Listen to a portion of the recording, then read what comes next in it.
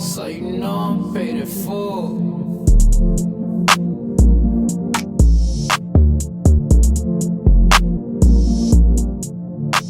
Hey, what's going on? It's another episode of the Joe Teel podcast, and like always, I have another great guest, Mr. Tony Landford. What's going on? What's going on, Joe? First of all, I want to tell you I appreciate you inviting me. I've been watching it, been paying attention, doing a good job, and enjoy the show. So thank you. Yeah, man, I'm excited to have you. So many roofs in this town have seen you or your crew. A bunch. You Yes, are sir. a busy guy for sure, and your impact is felt around here for sure. So I was like, man, I got to get him on the show. I appreciate that. Absolutely. How? So let's start from the beginning. How did you get into the roofing business?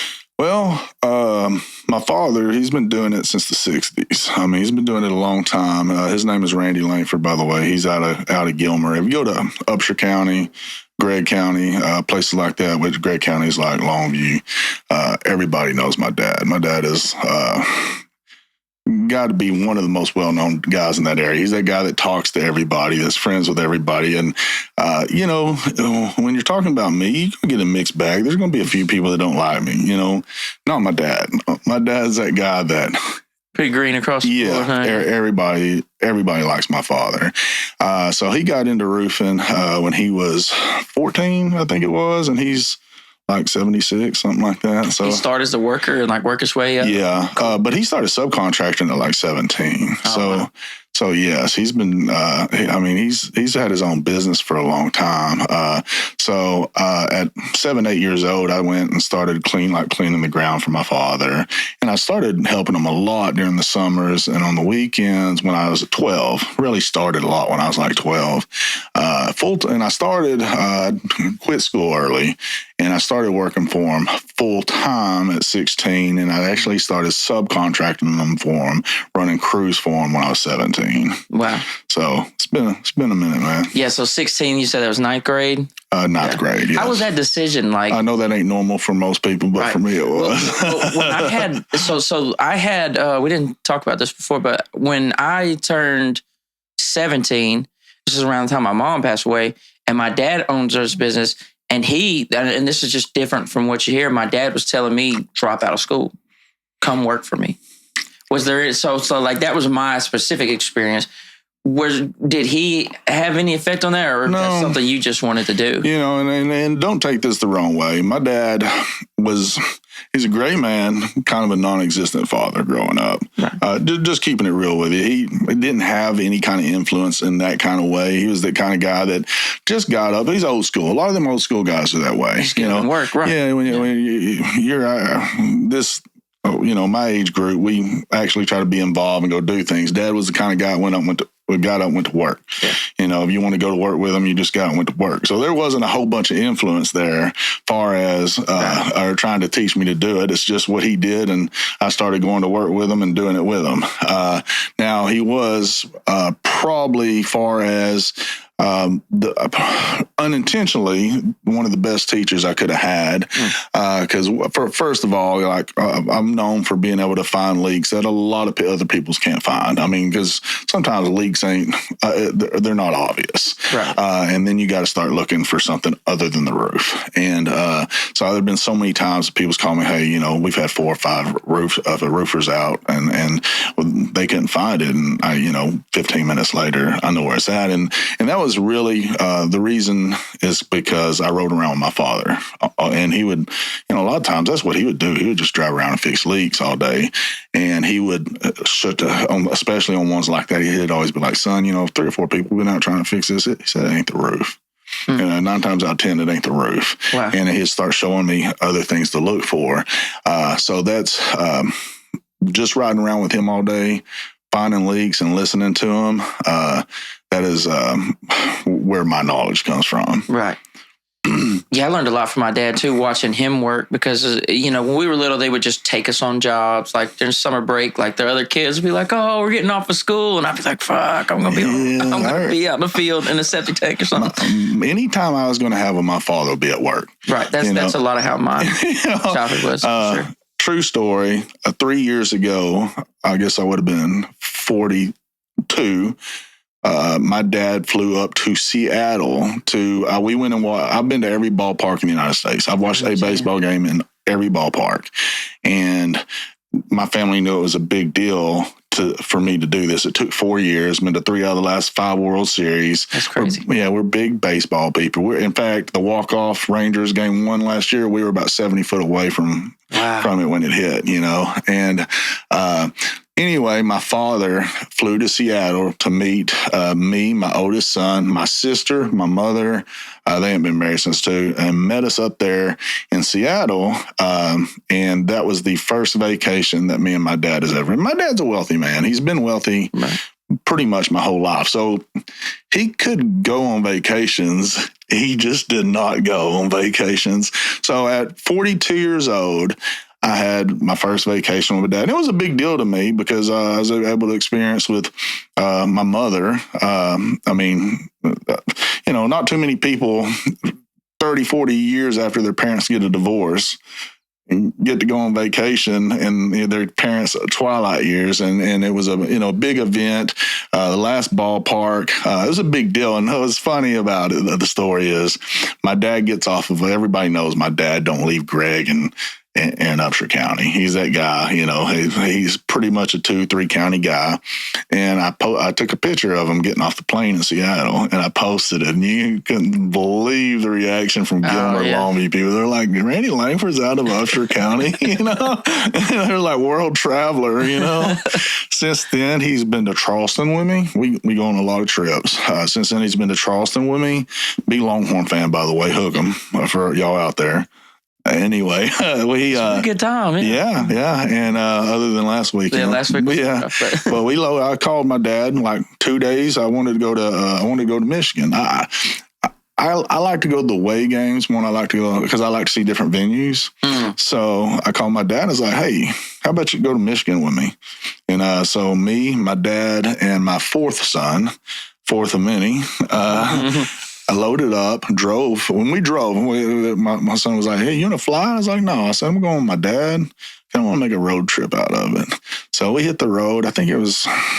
Yeah, how far is it to Michigan? I think it was, 11 hours, I think. That's it? I think so. I think it's 11 hours. I could be lying too, but it's somewhere around that, somewhere around 11 hours.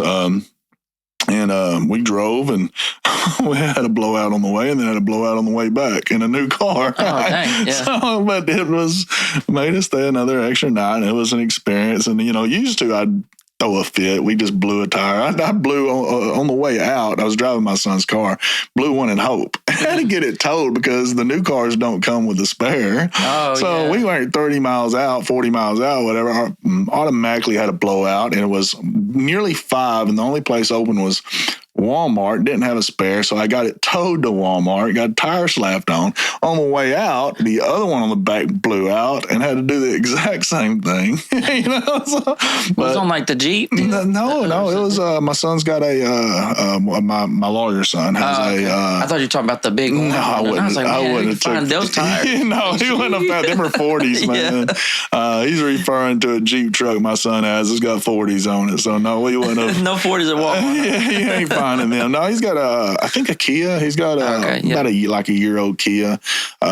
His first actual buy. I always buy my kids' first vehicle. I try to fast track them where when they go to college, I pay for their college, and I try to make it fast track them where they don't have any expenses. I pay for their first car, things like that. So that was his first car. He made it through college. He made it through law school, and about a year after he got out of law school, it blew up. I mean, it worth $300, and I bought it brand new, and it ain't worth $300 now. In fact, I think we sold it to a wrecking yard. That's. But he made his first purchase.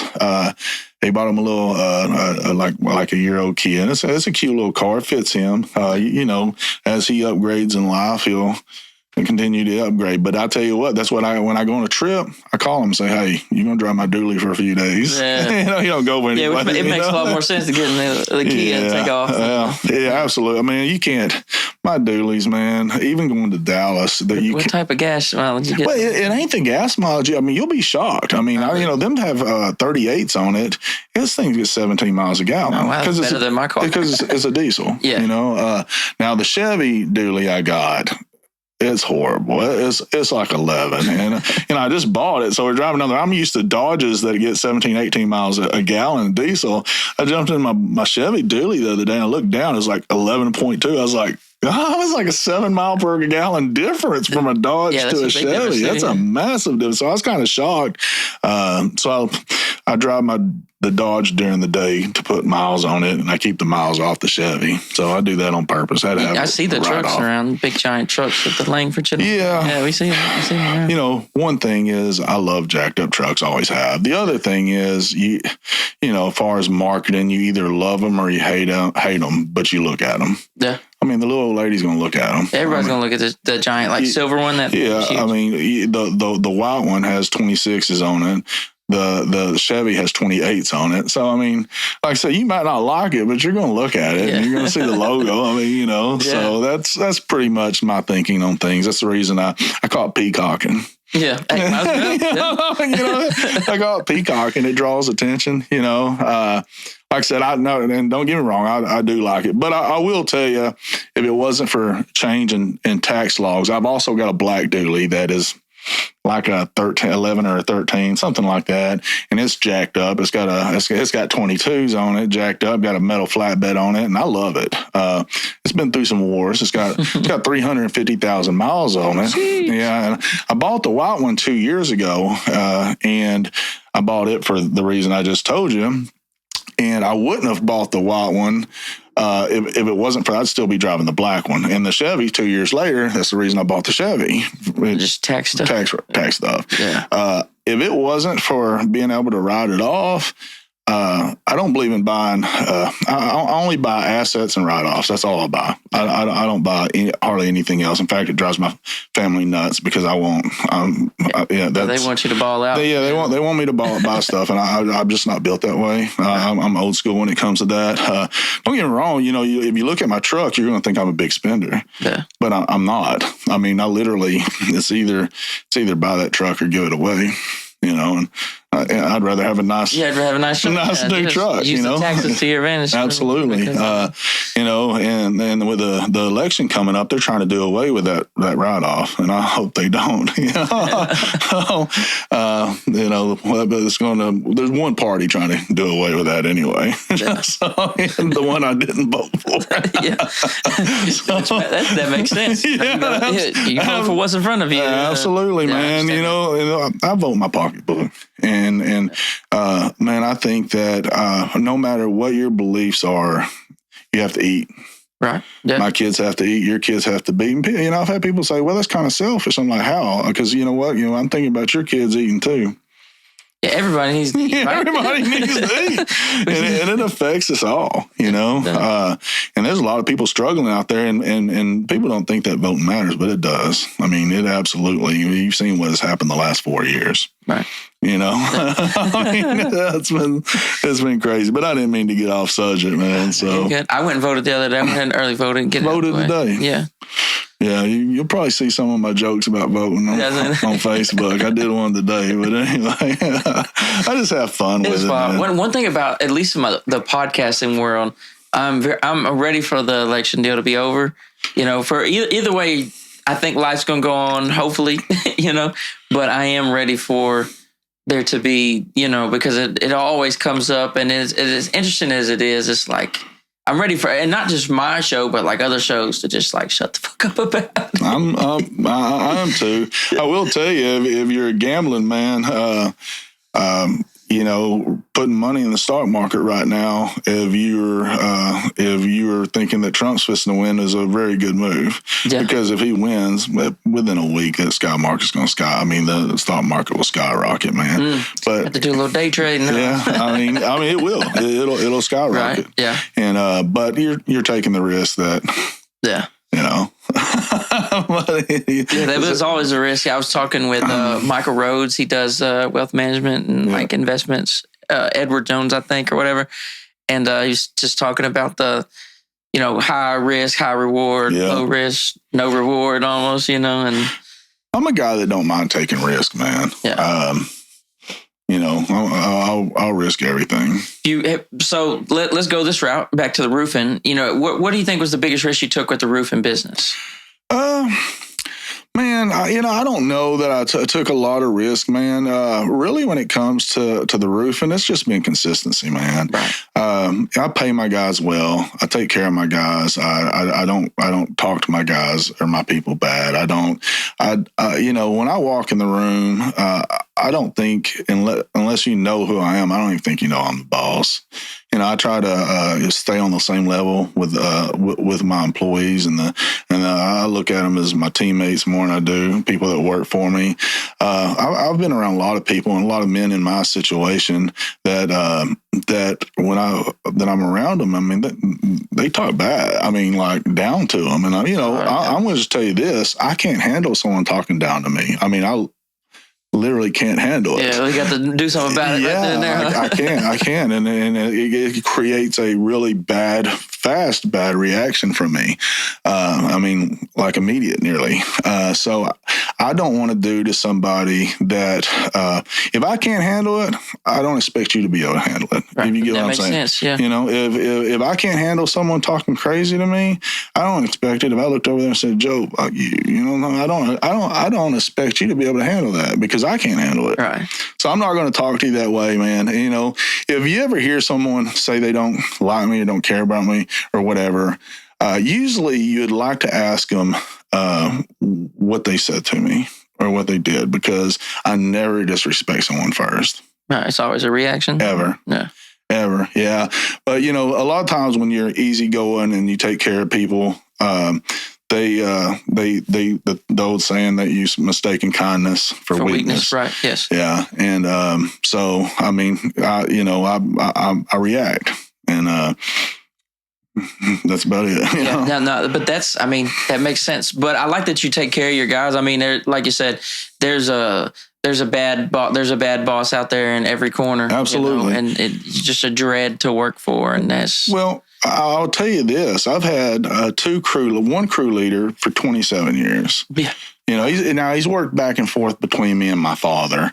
I bought my father out, and there's another story we'll get on. I bought my father out 2 years ago, so he's went back and forth. I actually trained him when I was 17 years old. Wow. So I've had him since, for a long time. And then I've had two crew leaders for 22 years. Wow.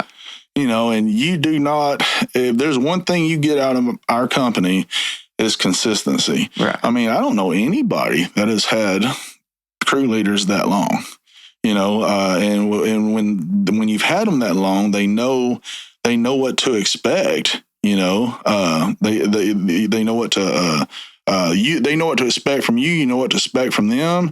They know what you expect. As far as I had someone ask me here a while back, said, "Are you not going to come out and inspect this?" I said, "Man, I ain't inspected a job in 10 years." Yeah, you trust your guys. Yeah, I trust my guy. If they have a problem, you're at once or twice a year, I'll get a message. Hey, there's Tony that left a few nails, and that's usually if say they finished at dark. Dark, right? Yeah, at dark, and they'll get out there. They'll run the magnet, run it really, really well. My guys are very, very thorough. But about once, twice a year, I'll get that phone call, and I nearly every time it's because it was dark, and I'll go out there and I'll run the magnet and be. But I will tell you this: I think I get more roofs out of the ground cleanup than I do the actual roof, because a lot of times when we leave, the ground looks better when we leave. When you leave, than when we got there. Yeah. So my guys are very thorough, and they're a good group of guys. My guys aren't out getting in trouble. They're not out doing dumb things. Growing up, watching my dad, half his guys would go to jail. Right. Yeah, you're regular construction workers. Yeah, they're always in jail. My dad's always bailing them out. I I think I've bailed one guy out in 20 years. Wow. Yeah, and they were like, "Are you serious, a roofer?" I'm like, "Yeah, my guys don't go to jail, because they're not out." I'm very anti-drug. If any of them was doing drugs, I wouldn't know. Because they would keep it from me, because I don't. I'm most anti-drug roofer you'll ever see in your life. It's so I would be weird about any of my employees or doing something. My dad, he would put up with a lot more when it comes on, that front than I ever would. Right. Because I've never understood it. I've never. Yeah, there's drugs in the construction world for sure. Oh, yeah. No doubt. No doubt. And I'm not knocking anybody. I'm just talking about what I can tolerate in my business. Your crew, but that's your crew. Yeah, absolutely. Yeah. I think we need to set a standard, and I don't want that kind of thing around homeowners for one, right? And them having to call, that would be embarrassing for me. Yeah, right. Yeah, absolutely would be embarrassing. I think high standards create like good situations. Yeah. And I'll tell you this, and I don't even have to speak it because people know that's what you expect. I mean that's really what I get because they know that I'm not going to deal with it. So, but I will tell you, the guys I got running my crew are just like me. I mean, their views the same way, so that helps out too. Right. For instance, I got my brother there. He runs the whole market for me. After I bought my dad out, the company I ran from is my father's. I wanted to get away. I wanted to go out and do my own thing. I come up here and built Tony Landford Roofing. I actually built it bigger than what his company was. So 2 years ago, I actually talked him into selling out. He needed to retire. He's tired, and I haven't added, the remarkable thing about it, I really haven't added any stress to me. I've got my brother down there, and my brother runs the whole market for me and does a great job. And, me and my brother are oil and water, man. I mean, I'm loud. That's how me and my brother are. My brother's chill. And in fact, we roofed my best friend's house down there. There's a female named Cheryl Nix. And she messaged me because I sent him out there to look at her roof. And she goes, "Is that your brother?" I said, "Yeah." She said, "Y'all are so different." No, I hear that all the time. I understand that for sure. Talking about brothers, you said, my son Drew. And you know how he is rough around the edges. I mean, what I mean by that, he comes off as seems a tad arrogant sometimes. I love my son, but he is, you get what I'm saying. Right. And he got I've got my son Macaulay, that's like the human version of Scooby-Doo, man. He's silly. He's goofy. So I got the drill sergeant here. I've got him. I mean, I've got 5 boys, and if you had them all in the same room together, man, they, none of them are, it's amazing to have 5 and none of them are just, none of them the same. None. Yeah, it's an interesting concept when you think about the kids, they come out, they have the same mama, same daddy, come out in a similar home, all that stuff, and these kids will be night and day. Absolutely. It's crazy. Which not all of them have the same mom and dad, right. And I will tell you, my oldest son, my oldest son has a different mother. In fact, and I think this, his mother actually got murdered. She got murdered. I think 6 years ago. That guy's in prison for life. And then Drew and Macaulay have the same mother. And that's a whole nother story. Yeah. And then I've been with Brandy, which is my wife now, for like 21 years. And we're we've got 2 right now. And for y'all that don't know, I'm fixing to have my 6th son. Oh my God. Yeah. Some of y'all that thought I was stupid, now y'all know that I'm stupid. Confirmation. Huh? Confirmation. I have my baby is 16 years old. He just started driving.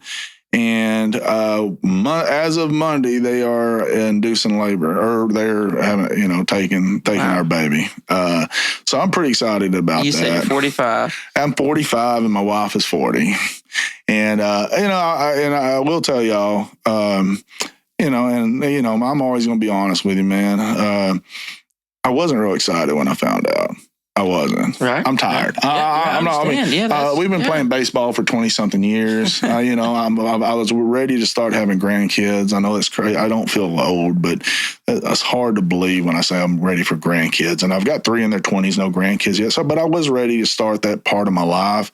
And all of a sudden, my wife is pregnant, and I didn't even tell nobody till she was 7 months. I announced it 2 months ago. Right. I remember you, because we tried this earlier and something messed up on my end. So we're redoing this, but no, you didn't say anything about it that time. Yeah. 7 months. She was 7 months pregnant. And funny, when I announced it on Facebook, I didn't tell my parents till the week before. It's because I didn't want to spend 9 months talking about it. I understand. It's a conversation that you're going to have all the time, So I didn't want to spend 9 months talking about it. And someone told me the other day, said, Tony, the most impressive thing I've ever seen you do is hold that in for 7 months. Yeah. We kept our second kid, Cora, my daughter. We didn't tell them but a handful of people, and she didn't go out the house very much. She was real at the home while she was pregnant because she just wasn't feeling it. And so we were like, let's just keep this one. And then so people were like, how did you do that? And just shut up. Well, it's worked out well because it's made it fly by. Right? Yeah. It's fly by. Someone told me the other day, it says like it ain't been very long. I said, well, for you, it's only been 2 months. There is the select few, but I mean, I told my parents, and I only told my parents because I had to go to a funeral down there. And I told my wife, I said, hey, you need to, the woman I consider like my second mom had passed away. And I said, called my wife, I said, baby, you need to go to this funeral with me. And she's like, I can't go to the funeral. I said, you haven't even told your parents yet. She said, I'm not going to show up and go, ta-da. Baby. I was like, okay. So about that time, my mom was calling me, and she calls, and I said, we got off the call. I said, well, you're going to see it anyway. I said, so I got something to tell you, Mom. She said, what is that? I said, Brandy's pregnant. And she goes, Brandy who? I said, my wife. She said, your wife? I said, yes, Brandy's pregnant. She said, oh my God. Because my baby's 16 again. And then my dad's funny about everything, man. He's kind of silly, especially since I've retired him. He's got a lot more energy, feels great, So I said, Dad, I just got something to tell you. I said, I called him. I said, Brandy's pregnant. And he said, oh my God, and started laughing so hard he couldn't breathe. He just started laughing. Thanks, Dad. He just laughed. And that's my dad, I was like, okay. But it is, I think at 18, I started having kids at 18. Right. And I think at 18, you're too stupid to be scared. I mean, no. And so you didn't really have no. No, I didn't have any reservations. I was excited, but it was really not a lot of fear. I mean, maybe a little bit unknown. But I would tell you, I have a level of fear in me right now because I'm like, it's been 16 years. My baby, I don't even remember him. I remember when he was 2 or 3, dancing around and stuff, but I don't remember him being a baby. I don't remember him being a baby. And I told that to Brandy yesterday. I was like, I don't remember Griff being a baby. I remember some of them being a baby, but I don't remember Griff being a baby. I don't know. I was working 100 hours a week. I don't know if that was it. Right. But I don't remember. So this one, I think I'm going to very much remember because I will tell you, raising boys, 5 of them, supposed to be 6. Oh, boys, that's great. And I thought God was going to bless me with a girl after 16 years, but it didn't happen. But I will say, being a father, if you want to be a good father anyway, you make these decisions based on what you know and what you know to do. So through the years, you're learning as you go. And I always made the decisions that I thought were best at the time that would be best for my kids. I never really thought of putting myself in the equation. I always try to make the decisions that I thought would best impact my kids mentally, physically, financially, any decision I can make to better their lives. But then you get 45 and you look back and that wasn't the right decision, or that one was, but this one was not. Okay. So you get smarter for one. You figure out what works best, what works mentally. You're trying to teach your kids to be good men, strong men, not get in trouble. when you have 5, it is, for instance, my kids are decently successful, most of them anyway, some more than others. But people think you wake up in the morning and it's like rainbows and unicorns, and it is not. My kids are as dumb as your kids. I mean, you get what I'm saying. My kids are, they do stupid stuff. The difference is we never relent. We just never quit. I never ease up. Some people, their kids turn 18 years old and they just throw them to the wolves. My kids are too dumb to throw to the wolves. I'm just being honest with you, man. So no, I would hate to see my kids being at 18 being complete. And I know that some kids are probably more capable of doing it than others, but I'm not. You get where I'm going with this, okay? I love them, but come on, Yeah. This podcast is brought to you by Teel's Septic Service. Teel's, yes, that's right. It's in my name. It's our family business, and it's been family owned and operated since the 1950s. Do a little math. That's 70 years we've been taking care of this area. So for your septic needs, call 903-794-4732. Now back to the show. I get being scared. I was 25 when I had my first kid, and I was terrified. Oh, absolutely terrified. And that was your first? Yeah, and it was a little better the second time because I was like, okay, we knew. But I've talked about this on here before, but like driving home with my wife with the kid from the hospital, with my son, going to the house. And I remember asking her, I'm like, do we really know what we're doing? Like the hospital just sent us home, or do we know what we're doing? And it was scary. It was, yeah. I do remember the first night, and it's crazy because it was 26 years ago. I do remember the first night I come home, and I had a little 56-foot mobile home. You know what I'm talking about? I mean, you know how you start out, and still this day love that little old trailer. You know what I'm talking about? And we come home, and I remember Colton, my oldest, he kept crying. I mean, like the first night, just kept crying, and I didn't really know what to do. And luckily, my mom lived next door. So after a few hours, I was like, "Hey, Mom, can you come over here and help us out because we have no idea what we're doing." It's crazy, but did your wife? She just turned into like a super mom out of nowhere, huh? She did good. That's how my wife just automatically. There was something in her head that was just like super mom. Thankfully. One thing I will tell you, while me and Candace were married, she was a good mother. Right. After for whatever reason, later on in life, I ended up having to fight for custody and all that, and got custody. But while we were married, she was a good mother. I don't got anything negative to say about her, but she was. You don't divorce the same person you marry, kind of thing. But yeah, she did a good. She was 18 at the time, I guess. I was 18, I think, somewhere in there. And for an 18-year-old girl, she did a really good job. So, so much younger than me and my wife. I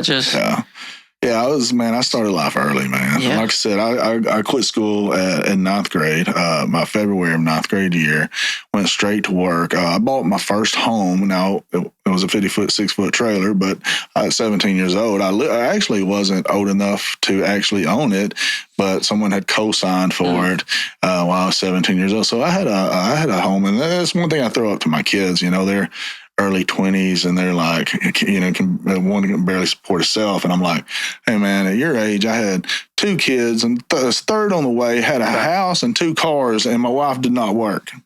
Yeah. I said, don't tell me you can't do that, man. I actually moved here when as soon as I graduated, I moved here by myself, and this house was a wreck. But this is my grandpa's old house.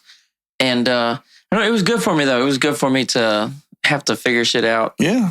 Well, I will say, and talking about the things that I wish I would have done better. Okay. Now, like I said, some of my boys are doing great, but there is, when you want them to do better than you in life, when you want the best for your kids, you have a tendency to do too much for them. Mm-hmm. And I do think at times I did a little bit too much, and we do run into issues with that at time to time, and I have to set them straight and let them know that this is my money, not their money type thing. Right. And I'm not saying I got money, but I'm just saying that it's not theirs. Right. And because sometimes, and they don't mean to, but sometimes they will get a sense of entitlement in there, and you got to set them straight. But that comes from wanting the best for your kids, and sometimes doing things for them when you should let them do it themselves. Yeah, it's something I'm really thinking about as because mine are still little. I got a 4-year-old and a 2-year-old, but I sit around thinking about what parenthood's going to be like later, Yeah, you're going to mess up a lot. Yeah, I know. Just so you know. It seems to be like this balance of letting them go, but not letting them crash type deal, huh? Do you feel? Yeah, but I will tell you this: let them crash sometimes. Crash, yeah. Let them crash sometimes because I always shielded my kids, and like I said, I've had to pump the brakes in areas and change course and start working in different ways to combat a few little things. Having 5 boys, man, and you're always tinkering with stuff, and you're always and like I said, you want your kids to be as mentally healthy as they are. Physically healthy, right? And it is a balance, and you get that many personalities in the house, especially boys and testosterone. You have to keep them from killing each other, Right. I think in my home we didn't have much focus on how's everybody doing mentally. That was never a conversation. That was never I honestly didn't even really think about it. It was just My biggest deal for me is I didn't have a family life. I mean, it was non-existent. And, I was I don't know, I've told you this, but I was a severe troubled kid. I mean, people will talk about a troubled kid here, and I'm like, he's nowhere close to what I was. When I got in trouble as a kid, it was a tremendous amount. Stayed locked up when I was a kid, juvenile detention centers, things of that nature. I couldn't stay out of trouble. And, and I was anti-drug back then, and but I drank a lot when I was a kid.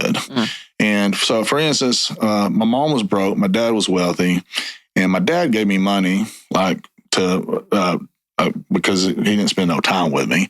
So I was driving around in a nice vehicle with no parental guidance whatsoever.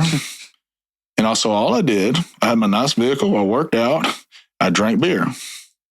That's all I did. Yeah. That was life, huh? That was life. Yeah. So if you give your kids money and spend 0 time with them, you're not going to get a good result. It's actually probably the worst way of parenting. And my brother was raised differently. He's way younger than me. I don't remember his age, but he's like 12 years younger than me. Wow. And he's so laid back. He's so reserved, never gotten in trouble, and was such a good kid. And I asked my dad one time, I said, why didn't you get all the things and do all the things for my brother that you did for me? And he goes, well, I learned from you. Yeah. He said, that makes sense, though. But the same goes back to me, too, with my older kids and raising this one here. I'll tell you probably the biggest difference I think that's going to benefit me as being a father with my baby is my temper's nowhere close to where it was at when I was young. Yeah. Used to, if we were serious about baseball, and the rides home, if I didn't think full effort was going on, could be rough then. Yeah. Now I will tell you, my 16-year-old, if he has didn't see it, I think things see a full effort, we'll be driving down the road and I'll say, hey, you sucked today, right? Yeah. And that's about it. He go, yeah, Dad, I do know. Yeah. So okay, just correct it. Yeah. But used to it was, it was I'd get on them. Now this 16-year-old kid, my baby probably be like, hey, you could do better than that. Right. As I've gotten older, that's gotten a lot better. So. Yeah, I think it makes more sense that you have like twice as much life experience this time. Oh, right? No doubt. More to draw from. No doubt. I don't know. Growing up, as a guy and your dad, that is such a weird deal. Especially if you got like you said, just like a working dad. I had a working dad, and there was always this struggle of me I guess trying to get him to be like, you're doing good. That was kind of one of my struggles is because it was he was real good at picking out where I fucked up at, or like you said, baseball games. If we left the baseball game, it would be rough sometimes. And I don't know, I don't so when I look at my kids, I want to learn from how my dad, because he did good things also. That wasn't a bad dad, but I don't know, just taken from, what my dad did and life, and then trying to use that to parent. And that sounds like what you're talking about. Well, it is, because I do feel that I'm a great father. I mean, I'll tell you what I am and what I am not. And a great father is one thing I feel that I am. And I think most people would agree with that. My father was not, and that is not. I'm not trashing him. I'm not talking bad about. He's because he's a great man. He's a great person. He's a great man, and so. But I look, and I wouldn't take any of it back. I wouldn't change any of it, because him being such a bad father has made me the father that I am. I look at the things that he failed at so badly that I didn't want to be that way for my kids. And like I said, he wasn't abusive. He wasn't mean. He was always, I mean, me and my dad always got along. I mean, he's, like I said, he's so easy to get along with.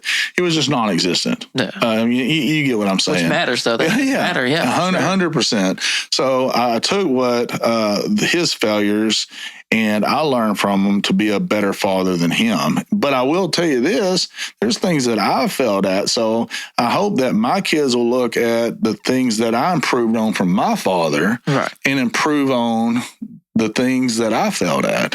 Yeah, you would hope that every generation gets a little better. But I'm not sure that works, because there's new things like new traps to fall into. Almost. Yeah, and things are getting so. I mean, there's so many things that can distract them now. Right. There's so much technology out there. There's so much access to everything. You're gonna have a whole new list of choices when your kid turns like 11 or 12. He's gonna be running around with robots or something. 15 years. That's possible. Yeah. So I don't know. Just when you think you got it figured out. But I will tell you, social media, and as far as raising kids, is the devil, man. I mean, it has had a lot of. No, there's some great effects too, but it has had some serious negative effects with kids. As social media is now, what age do you think would be good for your kids to like start engaging? Do you want me to tell you how old Colton was when I allowed him to get Facebook? How old was he? 18. Colton was 18 years old before I allowed him to get Facebook. Now, with age, I have my 16-year-old has had Facebook for, I don't know, 3 or 4 years, or maybe even longer. I don't know. But my firstborn did not have a Facebook till he was 18 years old. And I tell people that, and they're like, "Are you serious?" I was like, "Yeah, I am." But I will tell you, he's probably my most grounded, getting stuff done. So I don't know. I wonder what it does to teenagers, because I had distracts them. I had like MySpace and stuff, but like Facebook was kind of on the tail end of like when I got out of school anyway. Yeah. And like when I was 18 or 19, we weren't in the phone yet. This was like right before everybody just had the phone constantly in their face. And, we went out in the woods and we did all this other stuff. And, it's my little friend group, we were off just doing shit, but. Well, one of the biggest things with social media and the information times we were at, they used to say, some of the biggest problem is lack of knowledge. I would beg to differ that now it's being able to compute knowledge. Okay. First of all, there's a lot of false information out there, and people believe everything they read. And second of all, people struggle with deciphering what things mean. That is 100% true. I mean, like, I'll read comments about, like, there'll be a post and someone will start making comments, and their comments, and it's often have nothing to do with the even post is talking. I'm like, you missed that one. I'm like, how did you get that? But people have trouble computing information, and there's so much information out there now. People are. It's affecting people. It is affecting people negatively, no doubt. I think about, like, as far as like high schoolers, like, okay, so back to the age limit. So let's say you put an age limit on that, like, but none of their friends, none of the other kids at school, like maybe a handful, like an entire high school, are going to have any of those restrictions, because most people are just going to give them the phone and let them go. Yeah, which I wonder what that does. Like, well, I mean, like I said, my younger one, I haven't monitored him like I did my older ones, and he's great. He's a really good kid. He's got him something I'm super proud of him. I've always raised my boys not to get in a serious relationship till they're older and get financially stable and stuff like that. And really, they've listened to me. But I will say, Griff, my youngest, has had the same girlfriend since he's like 13, something like that. I don't know. And he's 16 now, and I couldn't ask for him to have a better girlfriend. In fact, her name is Kenley Walker, and she is a really, really good girl. And I've never in my life would thought that I would want my son to keep the same girlfriend from the time he's 13 years old. But she is. I told him the other day, I said, listen, them kind of girls are hard to find. Right, yeah, especially nowadays. I said, man, I thought I'd never say this to you, but if you can keep her, you do it. You may not ever find that again, man. Right. So, I mean, I know that's weird to tell a kid that young, but I couldn't ask for a better girlfriend for my 16-year-old. And he's the same kind of guy. He cares about her. He's such a good kid. He's so good-hearted. He's a very loyal type guy. He's just a good person. So she would be getting the same type of person. But yeah, like I said, it's totally against everything I've always preached and taught. But, yeah, I'm scared as far because I'm not as worried about my son dating, but like my daughter. Oh my God! She's 2, and so it's not even something to really think about. It is. It is though. It's scary. Yeah. That's the reason God didn't give me a girl. Yeah, because I'm super, super protective over my boys. Oh yeah, I could not imagine having a girl. I'm not going to say that I don't know how to describe it, but when I look at her, it is something different. It's something different, no doubt. And I've always. And, most guys want a boy starting out. I've always wanted a girl. So it's been, I'm going to get a girl, boy. I'm going to get a girl, boy. The third one, Macaulay, he was a girl the whole time. The whole time. Oh, the whole time? The whole time he was a girl. And he comes out and I'm sitting there and it froze me. And I was like, what is that? So, but they just didn't catch it on the sonogram or something? For whatever reason. And it was a girl the whole time. He come out as a boy, and I was like, well, I bet that was wild. It was wild. I mean, it was shocking. Don't get me wrong, I love my son, but I wanted a girl. And then there have been 3 more that I was hoping. The whole me, my wife, and Griff and Kaysen went and had one of the 4D sonograms in Longview. Cool. Yeah, we went and had that because I want a girl so bad that I wanted to know early, what is this? And my son Griff, he sat here and recorded me, and I'm over there, and I could tell what it was nearly immediately. Okay, so it popped up, and I'm sitting here going, please don't let that be what I think it was, And so he's recording, and finally the doctor or whatever it is in there, she's like, well, I'm going to call it. It is a brother, talking about brother. And I was like, and he showed me a lace of that. Looks like you're about to cry. I'll be honest with you. I was pretty close. I said, after 16 years, I thought I was going to get my girl, but it wasn't in the cards. And this is my last one, for sure. Like I said, I'll be a different father now than I was then. And you get a different level of smart when you get to a certain age. Things that you don't know what you don't know. Right. Your age, you're doing your best and you're making the decisions, but a lot of stuff you don't know. Definitely. When you're at 45 years old, you're going to be looking back and be like, man, that was a lot I didn't know. Back when you used to think your dad was dumb. Yeah.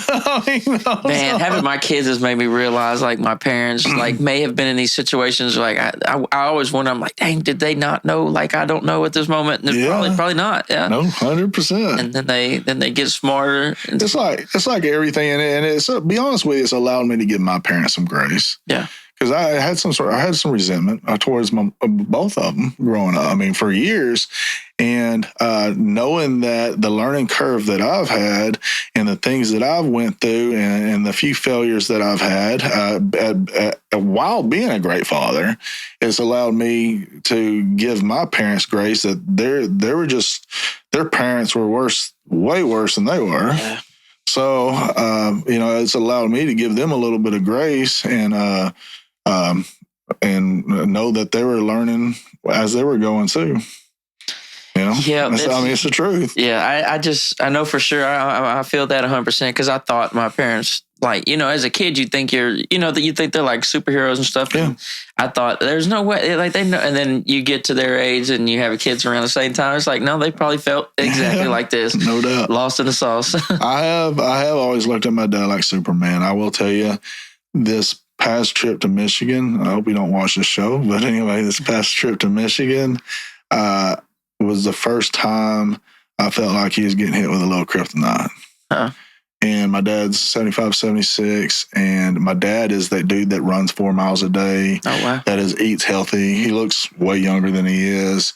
And I noticed a lot of things on this last trip that kind of hit me in the face. I was like, 3 years ago or 2 or 3 years ago when we went to Seattle, we were up in Mount Rainier going hiking through the, it's a volcano, and he's in better shape than me, Not this trip, he was holding on to railing, walking down the bleachers and stuff. And I was like, I ain't never seen that, So, it comes a realization, you start noticing that that life is starting to fly by, man. And you ain't going to keep everybody forever. This last trip was a real eye opener for me. So I have one grandparent left, my grandma. She's like 86 now, and yeah, I'd seen her. I took my kid. She lives right down the road, thankfully. So we just walked to her house. We're always at the house because that's her great grandkids. But it's sad watching someone get old, especially someone that's been like, grandma's been consistent like my whole life. That's grandma. Like, what you're getting from grandma. Like, and just now getting to a point where it's like, okay, she sits down most of the time, and it's like, that starts to hurt. Like, she's not in the yard working or doing like normal grandma things. It's kind of, I think the older you get, and I hope nobody takes this the wrong way, you really find out you're only significant to the people right around you. Mm. Okay, because for instance, I'm just going to give you an example. I don't know who my great grandparents are. They died way before I was born. I can't tell you their name. Right. And these are people that put in a lifetime of raising kids that were my grandparents down to their kids, and I don't know who they are. Right. It was just 2 generations away, man. So if in the grand scheme of things, as soon as you think you're important, you get what I'm saying? Yeah, you're really just important to you're core select few. You're there for a speck of time. You're there for and that puts it in perspective at how you need to be present for their people in your circle. Because that's be honest with you, that's all you got. I mean, right. That's it. Your little circle. And it ain't very big, man. It ain't as big as it feels like it is. Yeah, that's one thing that scares me about like being on the phone so much. It's like I catch myself scrolling sometimes, and it's almost like I do try to think big picture a lot of time. And every time I do, I'm like, dude, I'm just wasting time. I do it all the time. Yeah. Especially like, I'm like 30. I'm like, dude, I need to be doing something. Like, I could imagine looking back and being like, oh, look at all the times I scrolled on the phone. I should have been hiking or fucking. End of the week when your phone tells you how much screen time you have. It's rough. And you're like, wow. It's rough. And then I convince myself, okay, I have to be on here because the podcast, because I've got to do this or I've got to do business or something. Once again, this podcast is brought to you by Teel Septic Service. I've been thinking of some type of quote or something to go with our business name. And one thing that's been standing out to me is, you shit it, we get it. Come on, baby. But all seriousness, a lot of people don't know that they need to get their septic tank pumped, which is wild. That is crazy folk activity. You think you can just poop and flush and never think about that shit again. Literally. Doesn't work like that. So if you need your septic tank pumped, call us today, 903-794-4732. Now, back to the show. And it's some of mine is like you're saying that I need to, that I have to have it, that it helps me in a lot of different ways find it. But there's probably 50% of it I don't have to be on there. Yeah, it's like you get on there to handle business. And then it turns into TikTok or turns into 30 Reels, minutes. 30 minutes later. Yes, 100%. And I'll tell you a conscious effort I've been making lately, because I've been one of them guys. I'm on Facebook a lot. When we go out to eat to a restaurant, I've been turning my phone upside down and putting it over here, so I can't even see if a number pops up. So if I see a number pop up, I'll answer. I'll call them back immediately. I try to, like having customers and stuff, I try to take care of them immediately. But I've told myself in the last 6 months that I got to start prioritizing you only get so much time with your kids. Right. So I'm trying to prioritize that even more. So I put it upside down where I can't see the screen, hide it over here, and try to enjoy my meal without looking at my phone. Right. So, yeah, I mean, you work, let's say like the kids are in school. Like, so then if I work all day and they go to sleep at like 8:30, 9, I've got, 5:30 to like 8:30 that I know I'm going to see them in the evening. So if I come home and scroll because I'm tired from work. And that's going to get less and less, man. I'm just missing. And I will tell you this, there's going to come a day, no matter how close you are with your kids, that you're going to shoot them a text, and sometimes they're going to respond, sometimes they're not. Like with my 5 boys, and I ain't gonna lie to you, I struggle with it because I'm super close to my boys, like extremely. So our whole lives, we're always in a group, man. We cut up. We are. We're that family that joke around. Well, you've seen. Right. I mean, we're them guys. So I get on there and I shoot a text, be like, "Hey, y'all want to go to the movies tonight?" And I pretty much all 5 of them be like, "Yeah, let's go. What y'all want to watch?" I say, "I don't care. Y'all pick the movie out." Now I shoot that text, and one might respond. You know what I'm talking about? And you're like, have you seen that Will Smith where he walks in there and he starts, "Where's everybody at?" Oh yeah, from Fresh Prince. Yeah, that's almost how you feel like, because like I said, 2-3 years ago, all of them respond, "Hey, let's go to the movies, Dad. Let's do this." Now I send that text, and I'm excited that one of them answer it. Yeah. Because they got girlfriends, they got lives, and I understand that. But when you're as close to your kids as I am, it really starts. You get a certain age, and you're like, I ain't gonna lie to you, I struggle with it, man. I feel like I'm gonna go through that. I'm not ready for that. Everybody goes through it, all man. That stuff and all that. No, I would say most of the time, if you're a good parent, you don't go through that a whole lot. But you will feel underappreciated sometimes, because you know what you've been through to get where you're at and to get your kids to have a better life, and they do not and will not understand what you did until they get, some of them till they get a lot older. But they really, it takes a while for them to really get the gist of what it takes to take care of a family. It takes, I tell you what, I feel bad. People are so broke right now, and they're working 2 and 3 jobs, and I see it all the time. And I hate it. I hate seeing people struggle. It's rough right now. It is. It is very rough. Even making like life decisions at the grocery store, like it's tough. Tough. Yeah, it is.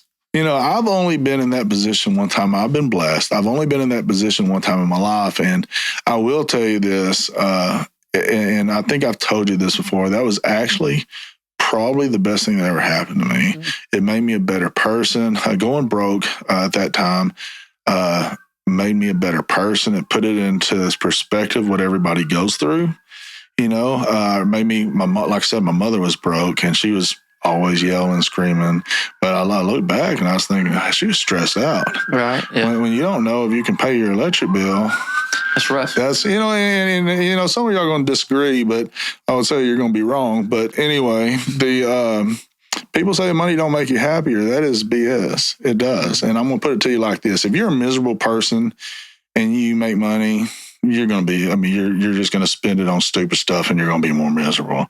But if you're a happy person and you can pay your electric, well, let me put it, if you're a happy person and can't pay your electric bill, I don't know where you're going to get the money. Yeah. And then you're a happy person that don't even think about their electric bill because they have enough money. Who's happier? Yeah, probably. Absolutely. Yeah. Because they're not stressed out about it. Yeah. Absolutely. So, being able to have a financial freedom does give you a level of happiness, and I think anybody that says that is not true is wrong.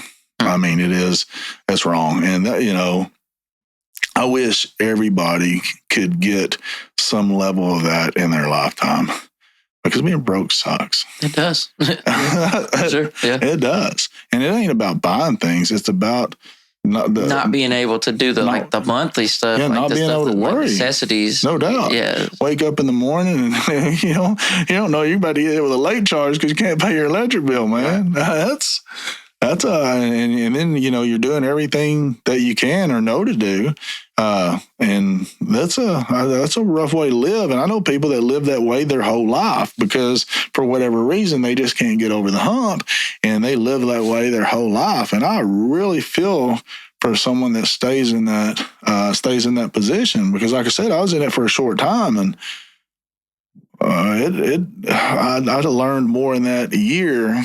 Yeah. Than all my other years combined, man. Yeah, I didn't find out what I wanted to be. I found out what I didn't want to be. Yeah, sure. And that is absolutely, man. And I will tell you that the things I do in the community is because of that year. Yeah, it is absolutely because of that year. I'm gonna tell you right now, I'm not the same guy after that happened to me, and I would not probably do the things that I do now if it wasn't for that year of my life. Yeah, I see where you get people together to help people. Like you find like a person that's. Yeah, man. Go ahead. I was just saying that's cool. Yeah, well, I get on Facebook, and I'll tell you this: when you're brutally honest with people, when you're always honest, and people don't mind donating to you. I do my homework before I do it too. I don't believe in a handout. I can't stand a handout. Right. I believe in a leg up. If you're a single mom with kid, but you can't pay your bills. Sometimes something will hit you. Say your car breaks down, it costs you $1,000. $1,000 is exactly enough to pay your bills that month, and you just had to spend it to get back and forth to work. You're $1,000 short. So sometimes that $1,000, and then you get $1,000 behind. You're playing catch up, and it just snowballs. You can't never get caught up. Right. So my philosophy is, if I can help raise $1,500 to get you past that little hump, sometimes you can stay afloat. Yeah, get you back so the snowball never happens, right? Yes, the snowball ever hits you, because once that snowball hits you, you'll drown. Yeah. So when I do these little $1,500, $2,500, sometimes $3,000, when I do these fundraisers on Facebook, it's just to get them over that hump. So hopefully, and I will tell you, for the most part, I think it has. I mean, it seems like they do well after the fact. They just needed it that one time most of the time. Yeah. And, like I said, I cannot stand. I've had people message me and just send me their Cash App without, hey, can you do that for me? Send me their Cash App. People that will ask easily are not usually the people. No, you want somebody that's like, hey, this is the most embarrassing thing in my life. This is tough. But I don't see any other option, Absolutely. People that work their butts off are embarrassed to ask. Right. Yeah, 100%. They are. I mean, they if I had to ask for money right now, I would be embarrassed. I would be super embarrassed. And it happens to people, though. No doubt. And it shouldn't even be embarrassing, because life can just smack the shit out of you out of nowhere sometimes. I can't. But no, I would be incredibly embarrassed. I told a friend the other day, I said, listen, if I ever come to you needing money, just give it to me. Because I need it. I'm down bad. I'm down fucking bad if I'm out asking for money. If I'm asking you for money, I need it. So don't ask me no questions. Just give me some money. I'll pay you back. Absolutely. Because I will tell you, people that work hard and that are used to pulling their weight and have pride, and they don't want to ask you, man. No. And I will tell you this. Sometimes I reach out to them people because I know. Sometimes I can sense it. You're friends with them, or you see some lie. I mean, you see what's going. I mean, you see the snowball effect of things that are keeping them away from work because someone gets sick or something. I'll reach out to them and I'll say, I'll tell you this right now. I've got a friend the other day. I mean, maybe a year ago. I call everything the other day. I was like, her mother had passed away. During this time, she's having to miss work. And was having to stay and help with her mother before she passed away. And so I kept messaging her. I said, hey, how are you doing financially? How are you doing? Oh, I'm good, Tony. I'm good. I know she was. I know she lied to me. Another week go by. I said, message her back. I said, hey, how are you doing? She says, I'm great. I'm great. I knew she was lying. About 2 weeks later, she messaged back. She said, Tony, I give. She says, I give. Can you do that? I said, I knew. I could tell. I mean, I can tell. I said, you're barely making it as is, and you're having to miss work to go help your mother that's in bad shape. I mean, I know what that does to people that is barely in there. I consider her a really close friend. Right. I'd never give you her name, but you get what I'm saying. Right, definitely. But you can tell if you're close with somebody, you know when they're sinking without them telling you, man. That's when it's good to help. But yeah, like you're saying, that there's vultures out there. There's people that can sense when somebody may give them some money. Yeah, man, I'm going to tell you this. If you're a close friend, you only have so many friends. If your friends have to ask you for help when you're able, you're not a very good friend. My friends will never have to ask me, ever. You just know it? Well, if I know it. You get what I'm talking about? If I know my friend is struggling, you're not going to have to ask me, man. Yeah. I mean, it just, I believe you only got so many people in your circle, man. If you are doing well for yourself and you can't take care of your people, that don't speak much for you. Yeah. In my opinion. Okay, the way I feel is that money you help them with don't mean much to you, but it's going to mean something to them. Right. I mean, it ain't going to make or break you, man.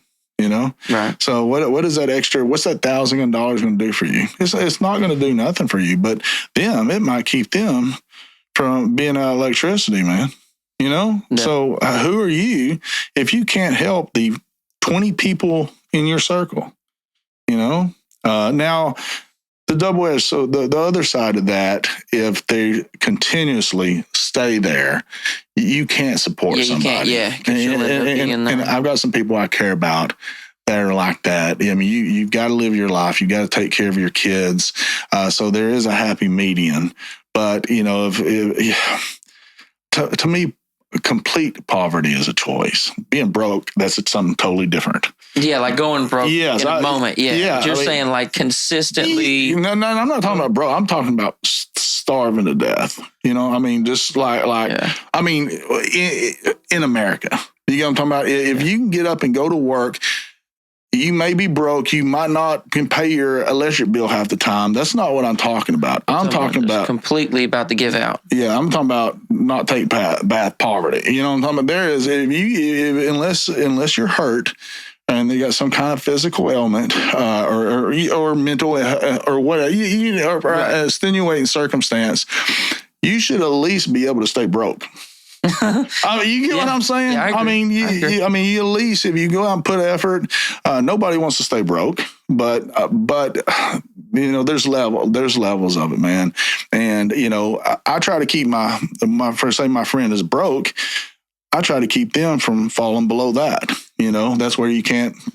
You know, there's a level where you can't pay your bills. Yeah, which I've been there, man. Yeah. That is rough, and that's a miserable feeling. So I hate to see when people go a lifetime with that, man. I hate that. Yeah, I think there's a lot of people that live check to check like their entire life. Absolutely. And, you know, my mom's lived paycheck to paycheck her whole life. And I will tell you this, you know, people think I got my work ethic from my father. Man, that's a flip of the coin, man. My mom was working 80, 90, 100 hours a week. She's working them hours. You know, I watched my dad. He's a decently wealthy guy. And, you know, he got paid for what he did. My mom killed herself for pennies and was barely making it. But she wasn't in poverty. She was just broke. She was broke. Yeah. You get what I'm saying? I mean, there's a difference, man. Yeah. She was miserably broke. You know, where she screamed, yelled, stressed, couldn't pay her bills. But she got up and did what she had to do every day. It's a wild concept that effort doesn't necessarily translate into more money. Like, you know, Absolutely you may not work. You can make more money than somebody and work like a quarter as hard as them. It's not necessarily about effort or intensity or none of that. It's a lot of times it's, you know, just how, you know, have an understanding of the business or how to make profit or, you know. Do you want me to tell you, in my opinion, two of the biggest things to a successful person? I think the number one key to being a successful person is just grit. Grit. How you handle getting kicked in the mouth.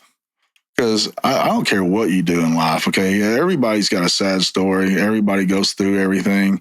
And if you get kicked in the mouth and it affects you for 10 minutes, but it affects that other guy for 3 days, he's going to be more successful. Yeah, the one that gets over it. Yeah, the one that gets over it and has to figure it out. You got to figure it out. You got two options. You're going to fail or not fail. And I think you just get up to win every day and not fail. You know, just because you lost right then, I lose them all the time. But I feel that I've never took a complete L, and I've took massive hits. Yeah, it's like losing the battle, but not the war. Yeah, because I will tell you, the biggest L's that I've took in life probably benefited me more. And I know that's a cliche, but probably benefited me more than anything else I did later on, because I've took some beatings. Yeah, they say you take your L's and you turn them into lessons instead of losses. You do, and you start to know too in life who you can trust, and you try to get good people around you and people you trust. And I will tell you, when you start doing good in life, and man, like when you start. Anytime you are or you're trying to get where you're going to be, people, they see you doing good, they'll start to hitch their wagon to you. And they'll take advantage. And the problem is I say more times than not, they don't care about bringing nothing to you. It's about what you can bring to them. And you got to watch out for that. I've experienced it. But then, a lot of times you go through this and you keep, and so you keep plugging away. And if you really keep your eyes open, you run across some good people that bring something to the table, that want, that you get involved with them. That, I put it to you like this: when I'm in business with somebody, I try to look at what you're making more than what I'm making. I feel that if I'm embarrassed if you're doing business with me and you're not making money. Right. Yeah. Because my philosophy is, if you're making money or doing good or whatever, then that means I am. Yeah. What am I? If you're getting in business with me and I'm making money and you're not, I'd be embarrassed. Yeah. And they wouldn't be motivated. Yeah. Why, I'm not bringing nothing to the table for you. That ain't a fair trade. Right. Everybody wants to eat. Everybody wants to support their family, man. And I don't know, man. When I look at what we're speaking of here, I look at this stuff as your blood, sweat, and tears. I really, I don't look at money as like a monetary thing. I think it's what you do to get it. Like you see someone rip someone off for $1,000. I look at that as that dude was in the heat for 75 hours for that $1,000 or whatever it is. I mean, that's what goes through my head. Yeah. It's not the actual $10, $100 bills. It's what they went through. Yeah. What they went through to get that, and what they're going to miss out with their kids and their wife because it's gone. So, to me, the philosophy of it, business is pretty easy. I tell my kids, if you show up and do what you say you're going to do, you're ahead of 95% of people. Yeah, you think people not just lie to other people, they lie to themselves too, huh? Yeah. Man. Explain it. What is that? Like, not only do some people not come through, like let's say I say I'm going to do this when I do this, but we also make expectations sometimes that like sometimes some people can't follow through, or even lie to themselves about what they're capable and what they... Man, but that all comes down to discipline. Right. Okay, there's a big difference between motivation and discipline. Motivation is very fleeting. Mm-hmm. You can be motivated to do something. Motivation is not really what you want. You want discipline, because it's kind of like that workout. Motivation is you get up today, you're motivated to get that done. Discipline is getting up tomorrow when you don't want to. Right. It's like the habit. It's you turn it into a habit. The discipline.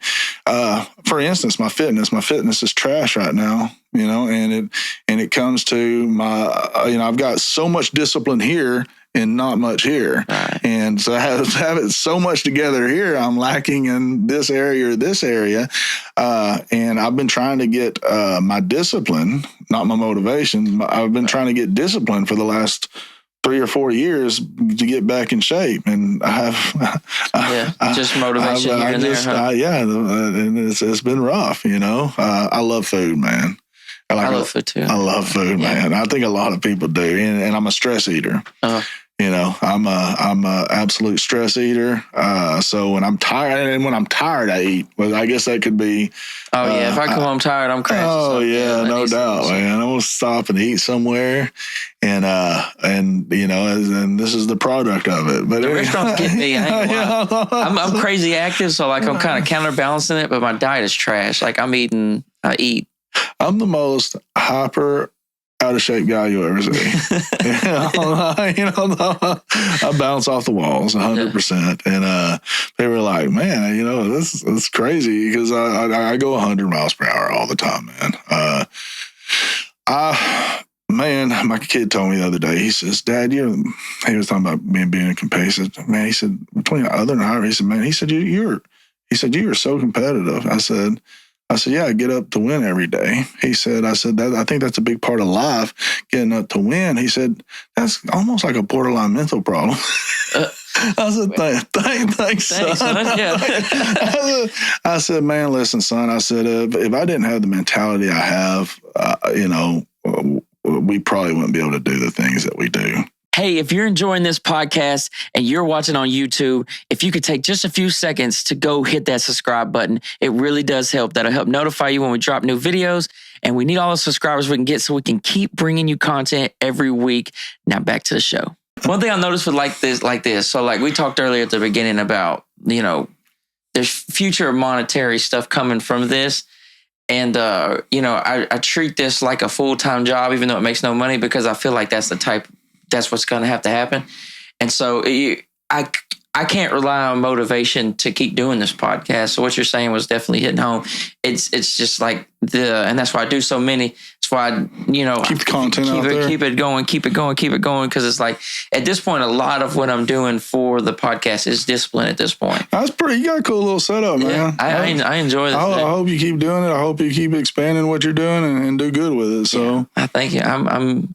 It's fun. I really am. And it's like I'm getting smarter every time. You find people that you want to talk to, and they bring all these new ideas and stuff to the table. And it's like you can't help but get smarter. Like I'm excited to think like if I did this for another 4 or 5 years.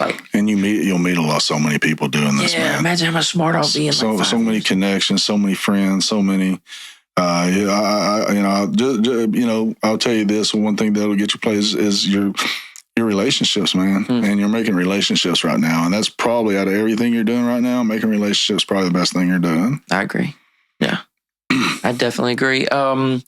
Last question I was going to ask you. I know you've been getting into a lot of books lately. Yeah. I got 2 questions and then we'll call it quits on there. What's been a favorite book that you've read? I had asked this question on Facebook one time, their favorite book, and a lot of people said The Stand from Stephen King. And I watched the movie, and the movie was okay. Right. But after I read the book, probably The Stand or The Count of Monte Cristo. They're both long. Neither one of them are real easy reads, but I like probably my 2 favorite. Yeah, and you like to read like the actual book? Yeah, I don't do audiobooks. Yeah. I read, and I read a lot. I read 8 to 12 books a month on average. I'll tell you another one I liked. It was I love biographies, and there was one called Educated, and it was about a girl that grew up in mountains somewhere, I think Tennessee. Her family were rednecks, dirt poor. Right. And I can't remember where she graduated, but she graduated from like Harvard or Princeton or something like that. It was a pretty cool story considering, her parents were overly religious. And I don't mean that in a bad way, but it can be bad. Yeah. The fanatical, so it was, I enjoyed that. And I loved Arnold Schwarzenegger's biography. Really? Cool. So if you read his story, you're talking about all the things that I have talked about today. It's a definition of what we've been talking about. That guy's one of the most impressive men I've ever seen. Out of the books that were like lesson type books, what do you think the most important lesson you took from a book is? Well, I mean, I'm going to be honest with you. The books that have helped me the most are the financial books. Yeah. I studied a lot. I will tell you this. I guess you asked me about an audio book earlier, and I said no. But every once in a while, we'll listen to a financial audio books. I was driving back from Atlanta, Georgia, and I was listening to The Intelligent Investor. In fact, it's Warren Buffett's. It's Warren Buffett's favorite book, and I was listening to it. And my son, Griff, my youngest, he says, "Dad, why do you listen to this stuff?" He said, "This is so boring." And I said, "You have the luxury of not having to learn this stuff." I said, "If I go broke," I said, "I'm learning. I'm trying to understand how to advance in life." I said, "If I go broke," I said, "if y'all go broke, no big deal." I said, "If I go broke, the whole family fails." Yeah. I said, "That's the difference." So I try to keep myself educated and up on things. And am I the smartest guy in the world on it? No. Am I further along than what I was 5 years ago? Absolutely. Yeah. And a lot of it is from reading. I will tell you, I've probably learned more in the last 5 years than I learned all the other years combined. Like I said, I'm no expert, but I'm better than where I was. Yeah. You know, that's exactly how I want to be from this and from reading, because I like books too. But yeah, 1% better every day. Yeah, that's what I'm working towards. Absolutely, man. Thank you so much for coming on the show. I super enjoyed it, man. I enjoyed it. I enjoyed it a lot, to be honest with you. So I'll have you back on. We'll let some time go by. Keep kicking ass, man. Yeah, so, thank you, man. Yeah. For the channel on YouTube, like, share, subscribe, do all that cool stuff for me. It really does help bootstrapping this thing. So any support you can give me, I definitely appreciate it. If you made it through this whole thing, we love you. Have a blessed day, and we're out of here, man. Hook 'em.